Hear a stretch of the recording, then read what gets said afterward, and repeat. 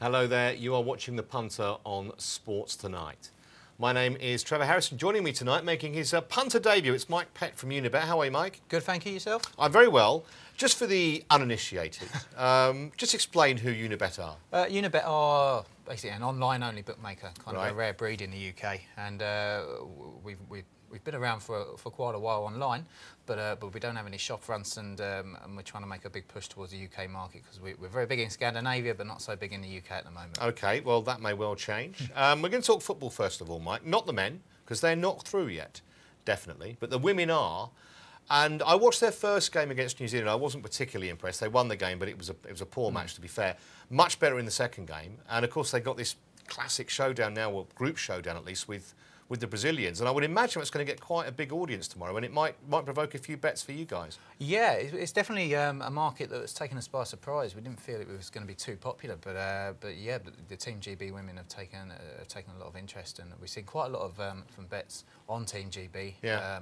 At the start, they weren't too popular, but since the tournament started, they've really started to see some bets coming through. I suppose it's an obvious question, but especially with Unibet being based in Sweden, as you say, does the fact that the British team are doing well, at least from British punters that use your service, does that increase the kind of turnover of bets on it?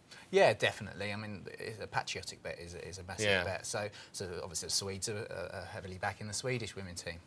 So yeah, definitely. And what are your thoughts on this GB versus Brazil game tomorrow? I feel it'd be quite tonight, sorry. I feel it'd be quite cagey. I mean, both teams have really got nothing to play for. Yeah. Well, they need to top the group. The top of the group's at stake, isn't it? It is important, but I think maybe a few players are going to be rested. Yeah. Neither team has conceded a goal so far, so I see it as quite a low scoring. Perhaps I'd have to edge towards Brazil because of the quality of players they've got. Yeah. But then GB have got the home support, so to speak, a mass crowd at Wembley tonight. So yeah, there's a possibility they could win as well. Yeah, their best player, by the way, Marta. I saw her at first hand in the Under-17 World Cup when I was covering it in Thailand about 8 years ago, and she is I mean, she is the standout female footballer in the world without any question. So I hope she plays tonight, just so that everyone, she gets a maximum audience. Talking of maximising the audience, everyone tunes in to watch, not me, probably not even Mike, but the Bet Butler, who's here at his green screen. What do you make of this GB versus Brazil, Butler? Well, you know what? I think it's going to be a really big game. I think it's a very important match. I disagree with you boys in the studio. I'll tell you why I think it is. I think the winners want to top the group because they avoid the reigning world champions, Japan. Because if you finish right up this group, you play the Japanese. If you win the group, you play one of the third-place teams. So I think it's a big, big game. The only thing I'm trying to think about is 75,000 people going there today. As we've seen about teams at GB, they're already bringing the excuses out saying, oh, we're not used to the crowds, we're not used to the crowds. 75,000 people watching women's football. Has the world gone mental? I mean, if you look at the attendance for the FA Cup final here, the last FA Cup final, Birmingham against Chelsea, 8,723, and now 75,000 of you lunatics want to pay 55 quid to watch that. I don't know what the world's coming to. But come on, Olympic crazy, no, I've got to stop you. I'm going to stop you there. This is outrageous. This is the Olympic Games. You're talking about women's club football. This is the Olympic Games, and this is the home nations. Mate, the thing is, 75,000 people, it will be quite intimidating. It'll be housewives from Surbiton and under 12-year-olds. So I don't think it's going to be really worrying Brazil here at even money, who are the silver medalists in the last Olympic Games. I mean, Team GB, 49-20, around about 5-2, that kind of price if you write your fractions. These are obviously Unibet's prices. That's a decent price for Team GB. And if you think 75,000 people are going to have a bet on it, say everyone had a tenner, you've got liabilities on it. But as I say, the under-7s, under-8s aren't allowed to bet, so that rules out 76,950 of them. So, I mean, you've got the Brazilians here at 47-20. I don't think a draw's a good result for either team. They've got to go and win it. GB have got to take the game to them, and that means, for me, Brazil win the game. Even money, I think this is a great bet from Unibet here. A good price, even money. I tell you why they win it, because they play this kind of football all the time. They're used to the big crowds. They raise the game at the big occasion, and that is where this whole Olympics theme is going with Team GB. We aren't raising our game at the big occasions, and we can't look up the expectation. And tonight, in front of this kind of crowd, there's only one winner for me. Brazil here at even money show their true class, and that could turn out to be an absolute knocker of a bet, even money. There. It's interesting. I mean, he makes a good point about the winners avoiding Japan. I think that is a valid point. And of course, a draw would mean Brazil win the group on superior goal difference. What kind? I mean, they don't play for draws, Brazil, do they? Whether they're women's teams, men's, it's not in their nature to do that. No, definitely not. They're always going to be attacking. But as I said, both teams have got excellent defences. But you've pointed out the value of Marta. I mean, she's 13 to 8 to score tonight. Wow, that is short, isn't it? Which is very short, and that just shows the quality. Okay, let's talk about the correct score then. Mike doesn't fancy goals, Butler. What about you? I don't really either as well. I mean, obviously, looking at people are saying that both teams will qualify, but I think the importance of playing Japan means it's going to be a tight game. Both teams haven't conceded yet in the competition. Mike's absolutely right. They're both very, very defensively strong. But Brazil, all these markets here, Team GB, 9-1 the 1-0, 2-1 the 2-0, and 2-1, 12 to 1. I don't fancy any of them. I think that Brazil win this game 2-0. I think they might nick it 1 or 2-0, and I'll be concentrating on the Brazilian markets because I do think this even money's a decent bet. I think, you know, if you look at the form, the races coming into this competition, Brazil are in a different league. And just because the crowd has got 75,000 people there and the bookies will have big liabilities to GB means nothing. The Brazilians are the favourites here. These prices here, like I say, GB favourites 1-0, 9-1. But if you look at the Brazilian correct scores, that's where I'll be concentrating more on now. I'll be looking at Brazil to win 1-0 at 13-2 or Brazil to win 2-0 at 10-1 because we know they don't concede. I don't think GB have any threat going forward against his Brazilian defence. And I think here, back in these two combined at around about 7-2, a 1-0 and a 2-0 victory is exactly where you want to be heading tonight. I think it'll be tight. I think it'll be very, very tight for long periods of game. I think it could be a draw half-time and the Brazilians win it full-time, but I think they get a late goal, and that's why I'm going for Brazil 1-0, Brazil 2-0, and that's why I'm telling you punters to go. Get on the Brazil. But for me, instead of having a few quid on the correct score, I just think this even money with Unibet is too tempting for me. I've just got to be on Brazil to win the match. You know what I think, Butler, with your dismissive attitude towards the supporters that are going to flock there tonight, your dismissal of GB having a chance in this game, I think if GB beat Brazil, you ought to present tomorrow's punter wearing a skirt. Is that a bet? Not a problem, mate. Absolutely no problem whatsoever. And if Brazil win it easy, we could think of one for you here. But let me tell you something about this. I mean, you talk about intimidating out for Olympic Games, people go in there, mate. I went to the table tennis. That was not intimidating. You know, you go to see the water polo. You go to see these are people just having fun. It's not just because there's bulk of people cheering. It's having a negative for us. It's not having a positive for us. It is. It really is because they're just cheering at the wrong times. People don't even know the rules of handball. They start cheering at the wrong times. But tonight we know about football, but this is going to be more intimidating for GB without a shadow of a doubt. And 75,000 people, and you're used to paying 8,000. But it's not going to be people. It's not going to be an uplifting experience. It's going to be a more of that you would do in a pre-season event, people talking through the match, and that's why the Brazilians, who are used to playing in much bigger crowds, if you look at their attendances, they have about 25, 35,000 people watch it. That's no bother for them, and they'll host their game. And at Wembley, I always like to oppose England or GB at Wembley because I think other teams now raise their game, and that's why this even money is a gift from the gods. That's going to be the martyr. It's the martyr. Get on the evens. Get on the evens, Brazil. The Samba girls. He is a martyr to martyr, so to speak. Let's talk about the tournament in more general terms. Sort of under the not really under the radar, but I suppose because Team GB and Brazil have dominated the headlines. Yeah. USA have won their 2 games, and Japan, you know, might be highly rated, but the USA, every single World Cup, whatever age group, every single Olympics in recent years, they're always there or thereabouts. Definitely, you can't deny the quality they've got. I know France took them to 2-0. France went 2-0 up in the first game. Yeah. And then the USA showed their quality and came back. And I think that's what's important. I think the fact that they went behind and it didn't faze them and that they knew what they were doing. They've got the experience at this level. I mean, and I can't see past them or Brazil for the title. So, I mean, it would be a USA-Brazil final potentially for you? I personally, if I was going to put my money on it, yes, definitely. Yeah. All right, well, let's see how both those teams, and indeed Team GB, feature in the outright market, which Butler has right now, I believe. Yeah, I mean, we've got through to the nitty-gritty part now. We're getting into the real edgy bit, and they're no surprise. I mean, these are the teams that really surprised me. Sweden, unbeaten, top their group against the world champions Japan, 9-1. GB at 9-1, but really, it's between these top 6. Canada at 28-1. These are here, but all of them have done well. France has scored 2 against USA. They're still rated a 6-1 shot. But again, I think USA at 6-4. I think that's an absolute knocking bet. I think they are the class horse. I think Brazil, if they win the game tonight, they're going to shorten massively. I think they will win tonight, but I still think if they play USA in the final, the Americans will be big odds on over 90 minutes, or especially to win the game. I think they could be around about a 4-6 shot, 4-7 shot, just to win in that competition alone. So I think USA win the whole thing at 6-4. The Brazilians, for me though, if you do fancy them, you've got to back them tonight, because if they get that pass of the draw and win the game and avoid Japan, this price will be around about 15-8, 2-1. So for me, USA, without doubt, the values. But the dark horse of the competition so far are the Swedes at 9-1. And I always love watching the Swedish girls play their football. I've heard that, particularly Britt Ekland. Let's just talk about the outright market still, Mike.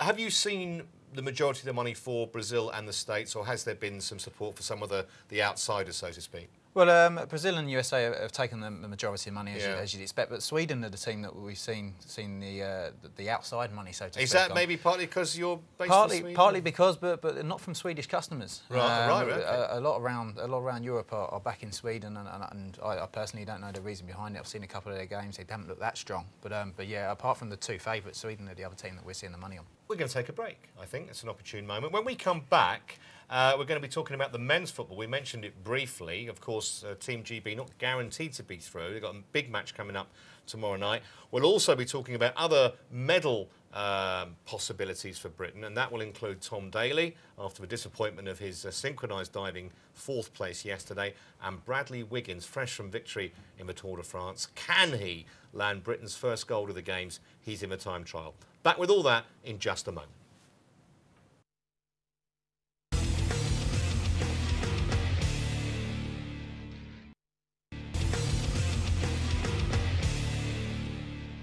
Welcome back. You are watching The Punter on this, the 4th day of Olympic competition. Before the break, we spoke about the women's football. Now we're going to talk about the men's, the GB men's in particular.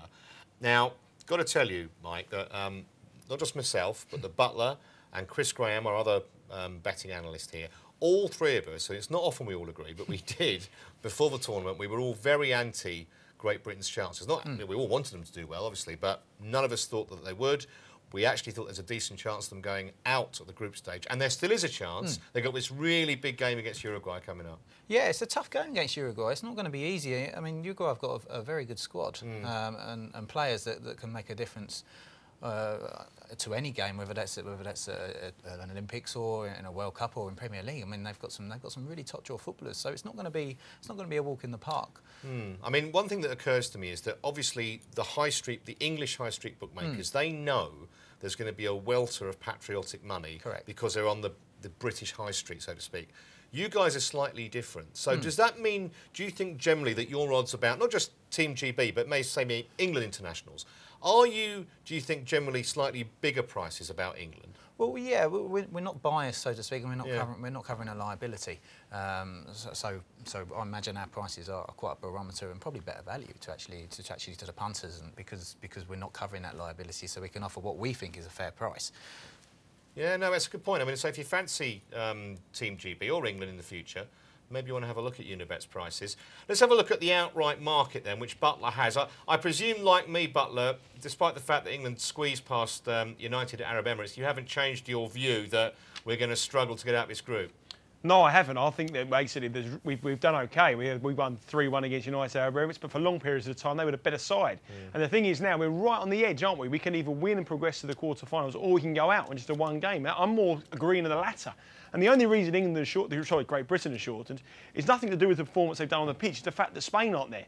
So there's a huge percentage of the book gone because the price of Spain aren't there. Now these prices here, I mean, I think these are Unibet's prices here or major bookmakers' high street prices here. But Great Britain are 9-1 now.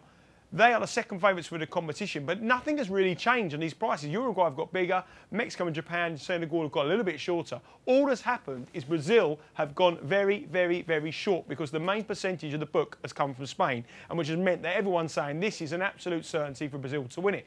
And what we've seen so far, there is absolutely no doubt about it. Brazil are in a different league to all these teams completely. Now, for me, Brazil 7-11. That kind of price, your odds on 4-5, any price like that, you're 4-6, you've got to get on the Brazilians. They have absolute talent in abundance. They will get through this game so easy because one of these two teams here, GB Uruguay, are going to go out. And what's going to happen is they're going to shorten even further. So they're going to be left to the competition where Brazil against whoever, the Great Britain or Uruguay, who potentially may not get to the semi-final. A final could be against one of these ones where Brazil in the final could be around about 1-6. So even though they're short, Brazil just look the massive bet for me. They look absolutely the value, even at the short odds on, and I just cannot see how they can get beat in this competition, despite GB doing okay. And the only reason they're the second favourites is because Spain have gone out, but they could be out this time tomorrow, or they could be out, or they could be a little bit shorter. But whatever happens is, Brazil will not be that price tomorrow regardless, because one of these two sides are going to go out, and they'll be 1 to 2 shots in my opinion. Yeah, I mean, the same might apply, Butler, to Senegal in terms of their price might shorten, because obviously, as you say, one of GB or Uruguay goes out. I was really impressed with Senegal against Uruguay. I mean, they had a player sent off. They still won 2-0. Are they a bit big at 16s, or is that just me being optimistic? Well, I think the thing is they probably are a bit bigger than 16s. But if the draw, whoever they play in the final, say they play Brazil in the final, Brazil will be 5 on. You know, so you've got to look at someone who's going to progress to the final. If they play them, they're still going to be massive outsiders. This happens in all sports. If you get a red hot favourite like a Phil Taylor or a Roger Federer in tennis, people look at their value elsewhere to say, you know, if they get to the final, we could trade out, or if they get to the final, they'd be half the price they are. But everyone takes their eye off the short prices, because what happens is they go percentage-wise massively short, because they go from 8 to 11 to 1 to 5, and it's much better value to back these guys rather than someone you could hope for who could potentially go out all the way through. So for me, Brazil, you've got to be on Brazil. You've got to be on them, because I think their path to the final looks assured. And if they play anyone in the final, they will be red hot. And I'm talking red hot favourites. And they will have, if GB aren't there, it's all about crowd support. There will be 82,000 people cheering for Brazil. Yeah, I'm sure you're right. I mean, I'm presuming, Mike, that Spain going out so unexpectedly was probably good news for you guys, because there have been quite a few backers of Spain. Fantastic. They were our biggest liability. Were they really? Yeah. So yeah, it's great for us that they went out at such an early stage. But we saw some money on Japan after Japan beat them and beat them quite well. So it does work out in different ways. But Spain were a massive liability. And I'm presuming Brazil are your second biggest liability. Definitely. We don't want them to win. And I mean, I just can't see. I'm with Butler here. I don't like backing odds on, but Neymar, Oscar, etc. They've just looked magnificent, haven't they? They are, and they've got an abundance of talent, and it's so hard to look past every position. You see another fantastic youngster, and especially with Neymar and Oscar and all these great names that will probably be massive in years to come in World Cups.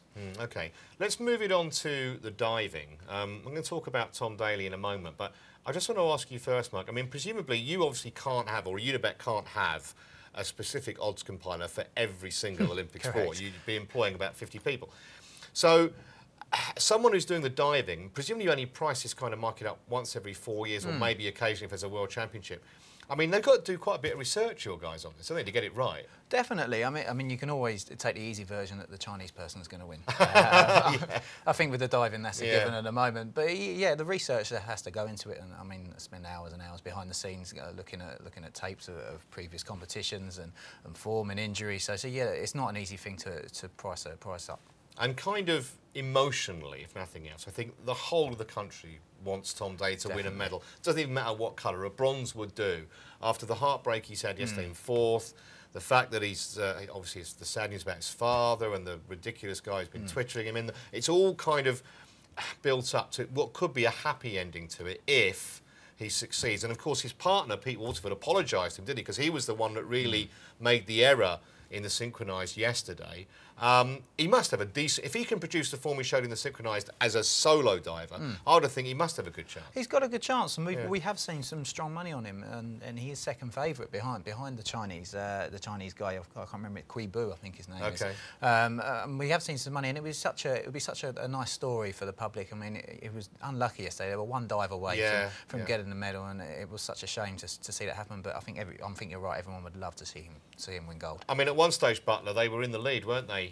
Before that, they threw that poor dive in, and the Chinese overtook them. So Daley presumably is a shortish price behind the Chinese favourite here. Yeah, very short. I mean, the Chinese guy Kui Bu is the big favourite here. I mean, there's a huge variation in prices. Some bookmakers are 4 to 7. I'm sure, don't put my head there. Anyway. Kui Bu is about 4 to 7 with some bookmakers, 1 to 3 with other big bookmakers. He's an absolute certainty in my opinion. I mean, I've done all the studying, I've looked at all the videos, and I've also looked at 5 minutes, and I've come to the conclusion the Chinese guy wins it, and I think he wins it easy. I tell you the other thing, what we saw yesterday, I mean, with Tom Daley and Pete Waterman, he's got to go back to producing Sonia and Sunita and Jason Donovan records after that performance. He's no diver anymore. But Tom Daley's the second favourite, 3 to 5. This is a very interesting pricing by Unique on 3 to 5. That is one of the best around. That is the best price you can find this guy, and I think that's a serious bet here. I think they're putting their neck on the line, Unibet. I mean, people are saying that they know. Obviously, they're more European people who go that make form in a book. They've got a quite short Tom Daly here, but Qui Bo here represents an absolute fantastic bet for me. I think he's unbeaten in this for all season. The Chinese won every single diving gold at the recent World Championship, and this is a monster bet here because you think some bookmakers going 1 to 3, as short as 1 to 3, 2 to 7 in some places. 3 to 5 is a very, very generous offer from Unibet here, and I think it's one offer we've got, us punters have got to take up, because I think for him to bounce back after disappointment so quickly, and obviously what's gone on in his personal life, and obviously a young lad to get abused like he did, which was disgraceful abuse, I think it plays into the hands of Qui Bo, and I think some sentimental support will come for Tom Daly, but it's all about this man here for me, and this is a monster fight. Pete Waterfield, whatever his name is, get back to Sonia. He's not going to win anything. His head's gone. He's completely gone at the game. But Qui Bo, 3 to 5. That is, I'll be opening a Unibet account on the way home because I think that's a bit of value. That. I think he's also the chairman of Milton Keynes Dons, isn't he? Yeah. So your guys obviously happy to take on this Chinaman if you're best price in the village at 3 to 5. Well, yeah. I mean, sometimes you've got to take a stance with a price like that and try and make a stance in the market. And for example, he wants to open a Unibet account, so there's the value of the price. There's the value of the price. Absolutely, get the punters in for sure. Let's talk cycling, because after the disappointment of Mark Cavendish when he was tipped up by all and sundry, went off odds on, didn't do it in the road race for various different reasons. We got Bradley Wiggins, the Tour de France winner in the time trial. Surely he's got a land gold, hasn't he? Well, as you said before, with the diving, it's difficult to kind of, there's not much form behind it. But with the cycling, there's so many events, and the Tour de France just been. So that's a good barometer of where the athletes are. And Wiggins was so dominant in the time trial, so you've really got to back him.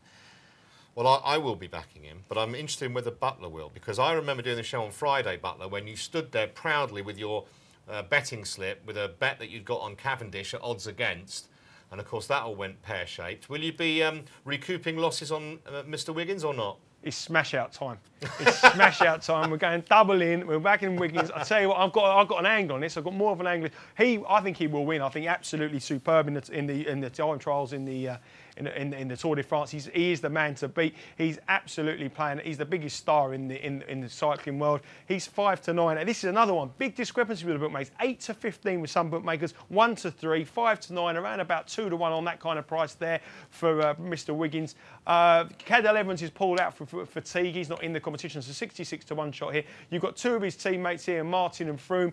Cancelo fell off in the road race. But one thing here, Bradley Wiggins, if he wins the first gold medal, which I fully expect him to do, and he wins the Tour de France, instead of backing him for this, you have got to back him at 4 to 6 to win the Sports Personality of the Year. Because there is no doubt about it, he is a much better value, because there is no way he cannot win the Sports Personality of the Year if he doesn't win the first gold and the Tour de France. And I think he's an absolute knocking, but that's how I'll be playing this. I think he will win this, but I think the value lies on Sports Personality of the Year rather than take the 5 to 9 or the 3 on some bookmakers are offering him winning the time trials, because he's dominant in his form. He's won every single time trial in the Tour de France. But I think get on him now for Sports Personality of the Year. That's definitely the value play. All right, well, interesting actually that some of those bookmakers are still quoting Evans. He's definitely not going to take part. And I've just worked out, if you did the double, the Chinese diver and Bradley Wiggins, that pays significantly better than even money. So you might want to have a look at that. We've come to the end of part 2. Where's the time gone? When we come back, we are talking medals. And can GB improve on our pretty meagre haul so far? See you in a minute.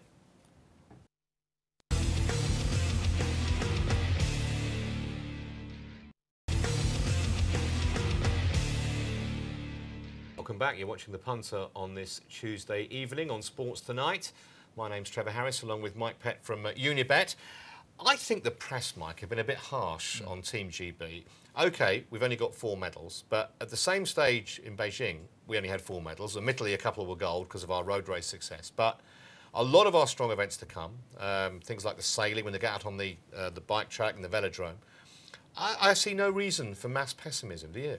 No, not at all. I mean, the betting hasn't slowed down on Team GB in the medals. I think people realise that it is the press being negative about it rather than poor performance. And we've got some excellent events coming. We've got the cycling, we've got the sailing, we've got the rowing, and we're generally very strong in those events in past Olympics. So I think that it's a good time to bet on the market. I mean, we were having a discussion, Butler, off air early, weren't we, about how in some of these lesser sports, and certainly it includes sailing as one of those, and probably rowing as well. The favourites are more of a certainty than they are in some of the bigger events. So is it time to go against the odds and back GB for more medals than the spread suggests? Yeah, I mean, what it was, at the very beginning of the competition, we were pitched around about 72, 73 medals. That seemed very, very high. And obviously, what we've seen so far is we haven't got the medals that we expected. Now, you look at it, Cavendish didn't deliver, Daly didn't deliver. I think the biggest disappointment was the swimming. I mean, we expected to get a couple of bronzes, maybe a couple of silvers in that. We didn't do anything on them.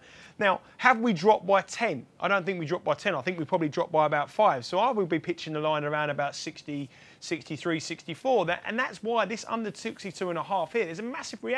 Everyone's saying, oh, you know, we're just reacting to what we've seen. We're not going to do good. We're disappointed in that. You know, you see the boys behind there, the wanted, they're picking up their gold medals. They weren't expecting to get anything. So that was a medal come out of nowhere. And that's what you need if you're going to go over in these markets. People who have got no expectation and just get medals we're going to pick up on. And I don't see where we can get really many other medals that we're not really expected to do it. And the pressure is on all our guys to do it. So if this line here is all about guys expected to do well, and I don't think there's much downside. That's why the punters are coming on.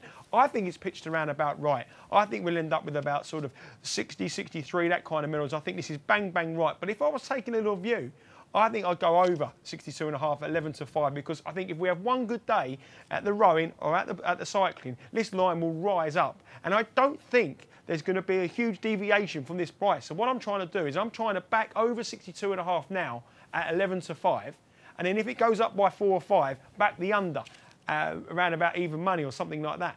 And if I can get a gap, 62, 63, 64, 65 in the middle and win both ways, that's what I'm trying to do, because I don't think this will score too much away from what we anticipate. I think we'll get around about this mark, and I think if we can play it that way, we've got a great chance of copying on both bets. Yeah, they call it arbitrage, don't they, in the city, when you have a no-win situation like that. And the other great thing about that kind of bet is it gives you an interest on every single event for the whole of the games, whether it's fencing, judo, yachting, you name it, you're out there with your screaming for your GB if you go over.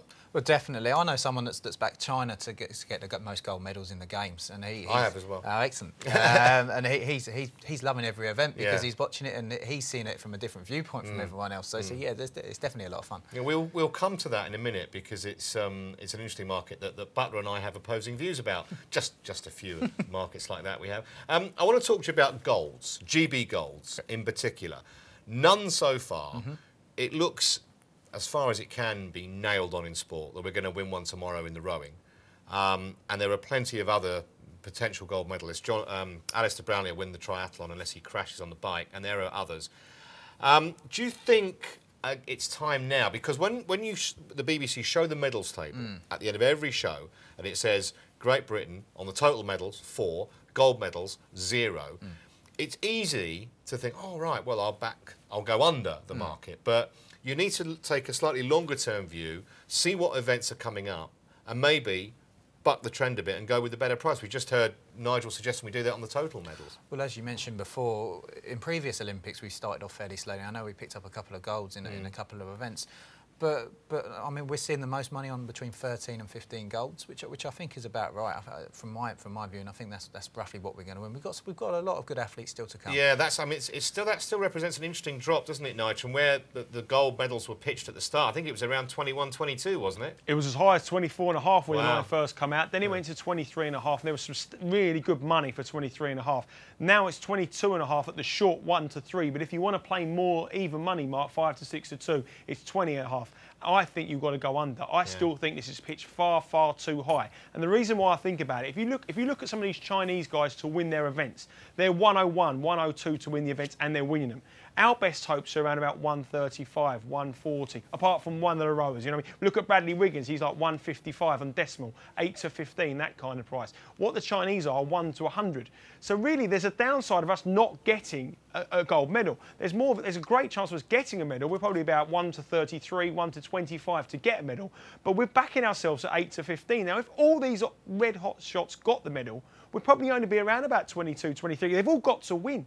And there's not many people out of the pack, like the gymnasts yesterday, who I can't think of many others who are going to come with that. And that's why I think this under 22.5, and even more so, the under 20.5. You know, Unibet there are saying they're seeing money for 13 and 15. I think that's a fantastic call. And I think it's probably a better spread bet. If you like your spread betting, I think go under 21.5 for, say, £10 a gold medal. And if we get 15, you get 6.5 times your difference. You win £65. I think that would be where I'll be playing. I can't see, there's very, very, very little upside in going over under 21, 22.5. If we have an unbelievable games, we get 24 gold medals. If we have a disastrous games, which could be potentially, we could only get 8 gold medals. I think all the upside is going under, and I think that's where you want to be heading. And it's one of the things, Nigel, as well, isn't it, that you can, as you mentioned there briefly, you can find a bookmaker that will actually pitch the level where you want it. So if you don't want to play at 1 to 3, you can find the level at 21 golds or 20 golds. And as you go down, obviously the price on attaining them goes up. So you can kind of make your own decision in terms of, right, I think GB are going to win this many golds and this is the value. Because 1 to 3, I think that is a certainty for me. But I don't like 1 to 3, so I might go and try and find, say, 19 or something like that. Yeah, I mean, you look around, people have got different lines, people have got different pitches. I mean, Unibet there, Mike was saying, are offering individual strands of bets, so like, you know, 1 to 3, 3 to 5, etc., all the way up in groups of 2, which is very similar to a winning margin in a rugby game or an American football game.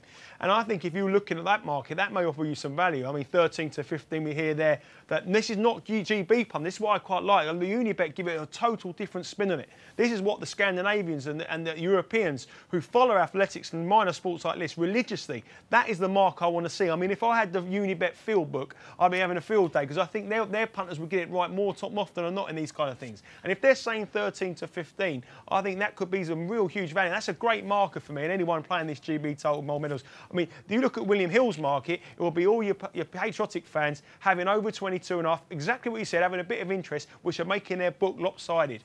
The Unibet book will be people who know exactly what they're doing and they're going 13 to 15. So that's highlighting exactly how far this market is out. So I think definitely play under 20.5, under 19.5, and if you can afford to pay the 3 on, I certainly can't, go on under 22.5 because we are not going to get anywhere near the gold medals. But I still think we'll get the number of medals because I think the chance of us getting a medal in these events are very strong. But our chance of gold, we're not 100 on, we're not 50 on like the Chinese or the USA. We're 8 to 15, we're 4 to 7, we're 1 to 3. We're favourites that could be beat, but we're very, very big odds on to get a medal. I'm curious what you think, Mike, in terms of the kind of people that have these bets on, whether it's GB or any other nation's medals. Do you think they are just kind of fun, patriotic, I want to have an interest bets? Or do you think some of these guys have actually sat there, done all the hard work, burnt the midnight oil, looked at all these events and tried to calculate how many golds specific nations will win? I think it's a mix between the two more than anything. You do get your novice punters who are just looking for a bet that's going to make some things more interesting. Yeah. But then there is some fantastic value in these markets. I mean, between 13 and 15 medals is 9 to 2 with Unibet. I think that's a really good price. That is a good price. And that's where you get your value. And I think the people that actually put the research in and the big bets on it, I think we see a lot of them as well. But on the other side of it, there is a split towards the novice punter. All right. Well, I'm glad it's you on with me tonight, Bet Butler, because I seem to recall a few shows ago you were advising the USA as most golds. Myself and, as you know, Chris were very sweet on China. We got 7 to 4 a couple of weeks ago. Early days, I know, but it is 10-6 to the Chinese. And the other thing that goes against the States is I think the States have won 7 or 8 silvers. So that's 7 or 8 gold chances gone. Are you prepared to admit the error of your ways, or are you still siding with the Americans? USA, USA. I'll tell you something, mate. I didn't know there was many USA archers. I didn't know there was any USA divers. You wait till this athletics come. How many Chinese are going to be there? Not many. Not many. You've had your start. I think you need to be 6 clear in this market. Talking about overreactions, this 2 to 1 on is a massive overreaction. You coming into the next few weeks, the USA come into the events that they really want to be involved in. The ones that the ribbon events, the running, the athletics, the ones they've got chances, the football with, you know, these Chinese, they're okay. They're doing all right at the moment. But let's just see. Let's just see at the end of the day. This is an overreaction. I'm going in again on Great Britain. I'm going in again on the USA at 6 to 4. I will lay 2 on China. What this is bookies running scared because everyone's coming in at 7 to 4. Everyone followed you two in there at the 7 to 4, but they've overreacted. The Americans are coming good at their events. We expected China to be in the lead. I Well, would be more worried that you should be more than that clear. You should be 10 clear by now. You're the one that always preaches try and get value. So you have to accept at least And Chris USA and I have got the value. USA are value now. If I was you, I'm urging you boys. I'm telling you now. If you've got on the 7-4, make sure you hedge on USA. Talking of value, GB 66 to 1, one of the worst bets ever. That should be 660 to 1. They aren't. This is a two-runner race. But I tell you what, Trev. Don't be so clever yet, mate. There's a long way to go. There is. I would make sure you back this USA a little hedge. I don't want to see you boys losing your money, mate. I'm telling you now, get on the USA at 6-4, and you can win it both ways. I may well take your advice and do that. What do you think, USA or China? It's a fascinating market. I liked China's value before, right? And I agree with the bet butler now that USA is the value. It is an overreaction. I mean, what are we 4 or 5 days in to see that swing in the price? I don't think it really. I don't think it's right. No, I don't either. I mean, as he says, you know, you think about guaranteed USA goals. The basketball is a given, and probably 8 or 9 on the track, and that's when it's going to get really tight. I think. Definitely, it's going to be close, closer than I really thought. But I do think that's an overreaction. Okay. We'll look at Unibet markets tonight on the Punter. Thank you for your company. One part left, and we're going to talk racing, cricket and golf when we come back.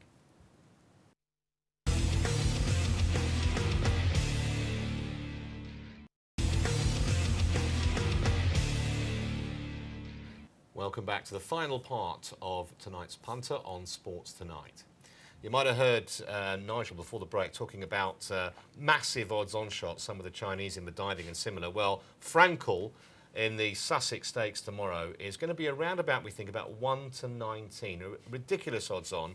But having said that, a magnificent horse. And you just can't see anything beating him ever at the moment.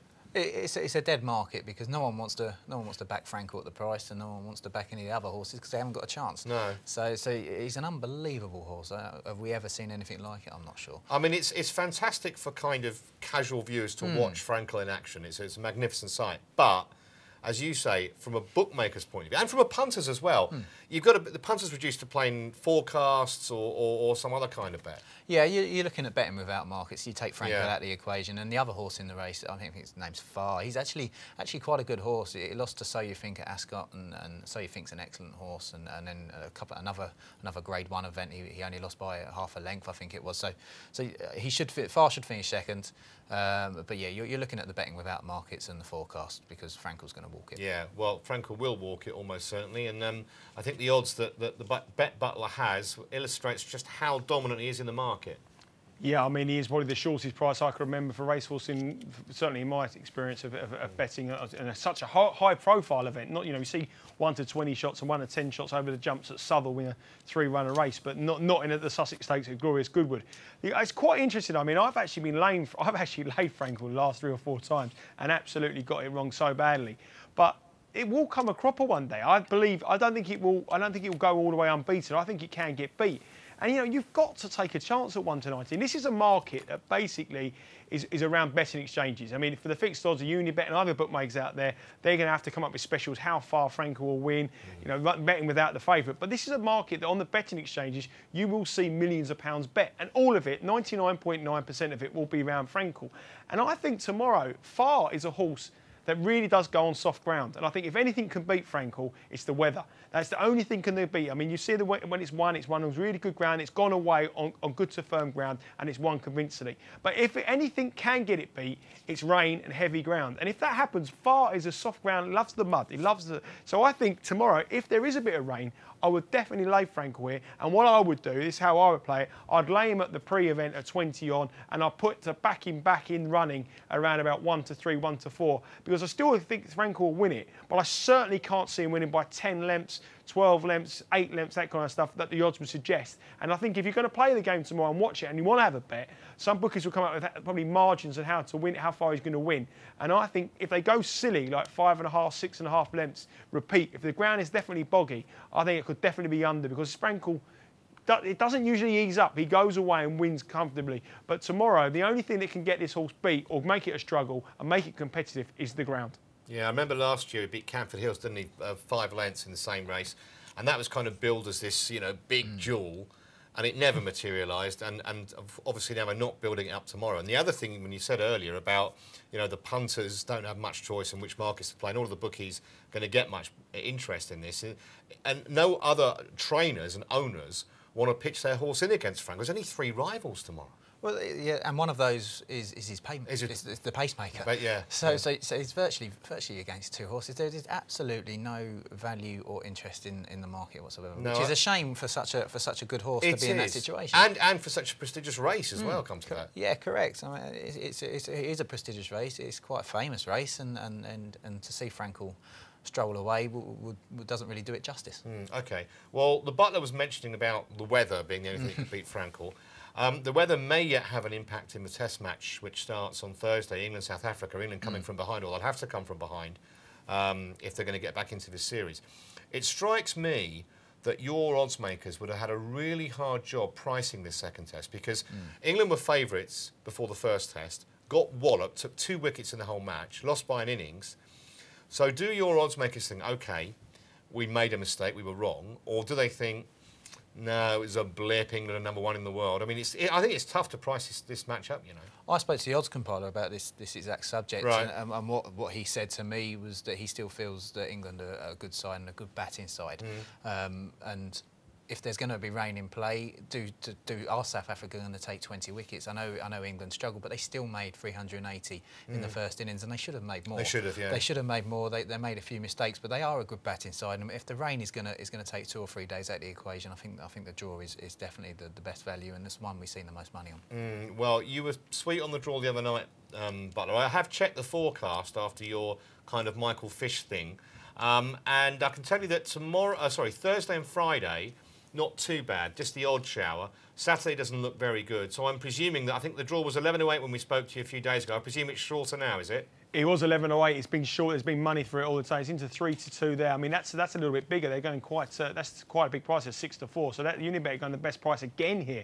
I think it offers punters some good value, 6-4. I did say to you last week about the cricket. You obviously know I'm not exactly the race judge. For my bowling last week, you knew I'm not exactly the best cricket judge in the world. But the true reason is my mate Dave, who's very good at cricket, rang me up and told me about the draw. So and he never really gets it wrong. So thanks, Dave, for telling me about the draw. 11:08 now, 6-4 Unibet. Cheers, mate. Keep them coming. But I tell you what, I think the draw is definitely value. I think we will see a washout. And like I said in the first match, I almost got it right in the first match going for the draw. Everyone said to stats would say they were the best way to lay draws in Test matches. I saw it hit 4-1 on in running, never got through. The South Africans just put on an absolute fantastic batting display. And I think both these two teams can bat all day, and that was the reasoning why. With the bad weather and the fact they've got what you guys are saying there, how well they can bat, I think the draw is the only option at 6-4, because you can't back England at 2-1, because we know how they're like a wounded tiger. Can they come back from that embarrassment? And we certainly can't back South Africa at 2-1, in my opinion. So I just think the draw at 6-4 here, and I still think the Test series draw is a huge runner, and because I think England can win up the final Test. So I'm all over the draw again. And I think this is a great price. Again, Unibet have put the best price out in the market here at 6-4, and I can see plenty of people coming for that. Can I just establish what your tactics are here, Butler? Are you back in the draw at 6-4 to literally put the slip in your back pocket and leave it there for 5 days and then hopefully collect? Or are you doing it because you're certain the draw will be a much shorter price in running and you can lay it off? I personally think, if someone asked me now the question why I think the outcome of the match would be a draw, and the fact the weather conditions are so bad, and the fact the forecast is so bad, and also that the boat can score runs. If someone asked me how I would bet, I'd probably be the draw around about 11-10. So 6-4 represents huge value for me. But at some part of the series, things can change. And then suddenly I'll look at it differently. The weather might not be so bad, or there might be even more rain. And then I might look to take a little bit of a profit, half mistake or whatever. But at the moment, on these 3 prices, just purely from a betting system, from what I saw in the first Test, the fact they can both bat, the fact the bowling attacks didn't really offer anything at all, especially the England bowling attack, I think the draw represents huge value at 6-4, and I think that will certainly, absolute certainty, be trading a lot shorter. So the first thing I always say is get the value straight away and get on, and you're sort of halfway there to backing a winner. And I think if we take the 6-4 now, we could be around about 5-4, 11-10 by the time these two start the second Test, and that's why I think it's got to be the bet. I'm fascinated with what the majority of your punters do on Unibet, Mike. I mean, do most of them literally just have a bet, whether it's cricket or anything else, have a bet, sit back, watch the event, whether it takes 10 seconds if it's 100 metres, 5 days for a test match, and then either take their winnings or accept their loss? Or is there a little bit of manoeuvring? Do they try and sort of save their stake at least, or cover themselves when the prices change? Yeah, again, as I said before, you kind of get a mix of punters. You see the majority of novice punters. Yeah. They're the people that come on once or twice a month and go, I'll have a bet on this, I'll have a bet on that, and I want something that happens quite quickly. Then you get the other people that will sit down and look at weather and look at form and all this stuff, and then put the bet on, find the value, and then they'll sit back and then they'll see whether the prices change, and then take another bet and then guarantee a profit. All right. Well, Nigel was talking about wounded tigers a moment ago, and after his performance in the Open, or rather lack of performance, Tiger will be out for something better at the Bridgestone. It's the last USPGA Tour event before the USPGA itself. I kind of thought Tiger was so negative in the Open. I hardly hit a wood in the whole tournament. And in the end, if you keep having to play your approach from 200 yards, 220, something is going to give eventually. All right, it was top 4 or 5, but never really looked like winning it. Whereas the Bridgestone International, or Invitational, I should say, he wins it virtually every year. 7 or 8 times he's won it. Yeah, and it's a strange thing. I mean, he barely took a driver, as you said, and he was quite conservative. He's won like that before at the Open, so I don't know whether that was the reason behind it. But Tiger's fantastic for us at Unibet. I mean, his price over the past 3 or 4 years, he's always favourite. Yeah. And he's very rarely won over the past few years. So he has been an absolute banker, and I imagine that all the money that we lost when he was winning has just been rolling back in because. But then you get some value with some other golfers as well. Someone like Luke Donald, Lee Westwood, all places a lot in events, and we see a lot of money on those 2 golfers especially. And Adam Scott is someone who's really dropped in the price since the end of the Open, and to start the betting this week, and we've seen a lot of money on Adam Scott. Interesting. Okay. I'm presuming, Butler, that Tiger's at the head of the market again for this? Yeah, he's the form horse. He's around this course. He's fast and he knows exactly what he's doing. He's 4-1. Very, very short though, isn't it? Obviously, if you're doing the each way, you're going to have about even money that comes in the first 5. Would you be taking that? Not for me, despite his fantastic record. But he was dominant at the game. You got Adam Scott and Luke Donald. But Luke Donald finished the Open in great form. The final round, he was exceptional. He could look a little bit of value each way. Adam Scott, I just do not get this gamble on Adam Scott. How anybody can be backing Adam Scott after the way he fell apart? How can he put that turmoil and misery behind him and come back and perform here? If he does, it's an absolutely fantastic achievement. But for me, he would never have £1 note of my money ever again, especially in the final round if he's performed like that. Lee Westwood, I'll tell you what, Lee Westwood, I just think he's never ever going to win a major. And again, he just overachieves. Duffner, for me, 24-1, back in a course he likes, back on the States. He didn't really perform. He performed his snatches at the Open, hit the leaderboard in the second round. But he's a proven form horse around this course. He's also great on the US circuit. And Mahan, 24-1. For me, the value here is looking for the lesser-known Americans, the guys around the 25, 33-1 mark. Take on this Tiger. 4-1 is too short. Even money a place. Not for me, thank you very much. Donald, Scott, Westwood, McIlroy, not again, but go for the homegrown talent. Duffner and Mahan, I think they represent much better value than Tiger, because I think at the moment Jason Duffner is arguably the best player on the tour over there, and I think he could represent superb value at 25-1. All right, well, I don't mind an American winning that. I just don't want him winning too many golds, or rather, at least not as many as the Chinese. Time has beaten us. Thanks very much to Mike from Unibet. Been a great pleasure having you. Thanks to the Butler. Thanks to you for watching. I'm off for a while. Dan Roebuck will be here in the chair tomorrow night for another episode of The Punter. Until then, be lucky. Good night.